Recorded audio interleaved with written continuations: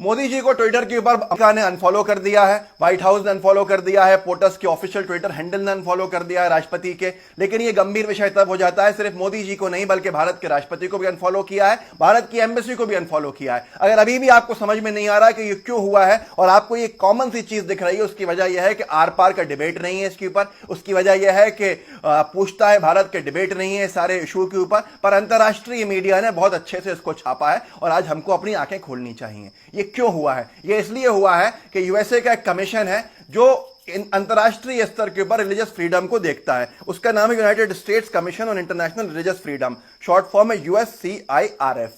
USCIRF ने अपनी report दी है भारत के खिलाफ अमेरिका के राष्ट्रपति को, अमेरिका की सरकार को। उसका कहना रिपोर्ट में यह है कि भारत के अंदर यह ऑफिशियल सरकारी कमीशन है, सरकारी आयोग है यूएसए का। उसका कहना यह है कि भारत के अंदर रिलीजियस इंटॉलरेंस बहुत तेजी से बढ़ रहा है और रिलीजियस फ्रीडम भारत के अंदर बहुत तेजी से गिर रही है। उसने चाइना और पाकिस्तान को भी इसमें लिया है, लेकिन भारत का जिक्र 16 साल के बाद किया गया है इस रिपोर्ट के अंदर। और उसका साफ कहना यह है कि भारत की सरकार जो है उसके अंदर, उसके राज के अंदर सीएए, एनआरसी जैसे बिल लाए गए हैं और उनका विरोध करने वालों को जेल में डाला गया है, जिससे भारत की माइनॉरिटी जो है वो अपने आप को महफूज नहीं समझ रही है, उसको खतरा लग रहा है अपने आप में। और भारत के अंदर एक वातावरण ऐसा बन रहा है जो रिलीजियस फ्रीडम को कम करे चला जा रहा है।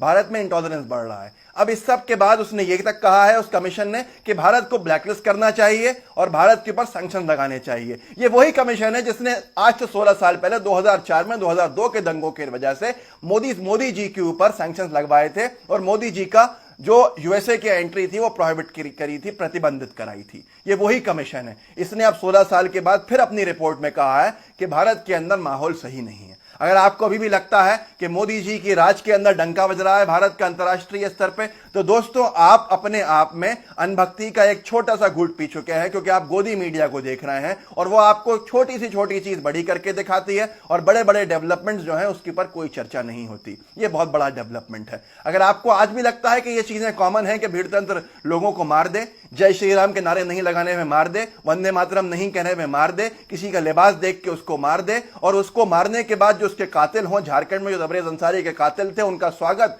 जयंत सिन्हा जो भाजपा के मंत्री हैं वो करें हार पहना के और पूरे इंटरनेशनल प्लेटफॉर्म के ऊपर उनकी पिक्चर्स वायरल हों। अगर आपको लगता है कि ये कॉमन चीज है तो यकीन मानिए ये दूसरे देशों के लिए कॉमन नहीं है। हम रोज देख देख के हमारे लिए कॉमन हो गई है। मोदी जी आपके राज के अंदर बहुत अच्छा डंका बज रहा है। अगर हम अनभक्त की तरह सोचें तो जय जय मोदी और घर घर मोदी और हर हर मोदी के नारे ही लगाएंगे। लेकिन अफसोस की बात यह है कि भारत पर सैंक्शन लगाने की बात अमेरिका ने की है और उसका एक रिस्पांस आप देख सकते हैं, रिपल्शन देख सकते हैं कि अंतर्राष्ट्रीय स्तर के ऊपर अमेरिका ने ट्विटर पे मोदी जी को और सबको अनफॉलो कर दिया है। ये चिंता का विषय आपके लिए अगर नहीं है तो फिर आप पीएचडी करे हुए हैं अनभक्ति के अंदर और फिर आपका कुछ नहीं हो सकता। लेकिन अगर इसको डंका बजना कहते हैं तो आपको सोचना होगा, समझना होगा। हम एकता भाईचारे के साथ जीते थे और हमारी छवि गांधी, नेहरू, तमाम लोगों ने इसलिए बनाई थी। जो मजबूत छवि थी उसको धूमिल किया जा रहा है।